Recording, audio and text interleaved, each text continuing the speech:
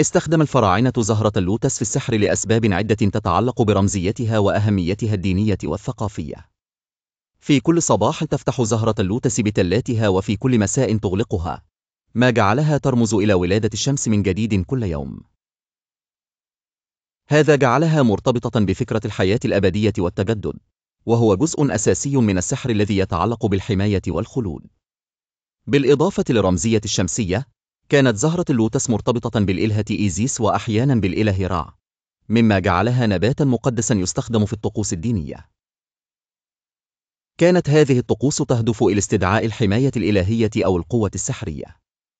رائحة اللوتس القوية والمميزة جعلتها جزءا من البخور والزيوت، وهي عناصر مهمة في طقوس السحر والتطهير. هذه الرائحة الفريدة كانت تسهم في خلق جو روحاني يعزز من تأثير الطقوس. كما أن الفراعنة كانوا يضعون زهرة اللوتس في المقابر وعلى المومياوات الملكية، حيث كانوا يعتبرونها سحرا يساعد الروح على الانتقال بسلام إلى العالم الآخر. هذا الاستخدام في الممارسات الجنائزية يظهر كيف كانت اللوتس تلعب دورا مهما في الثقافات الروحانية القديمة.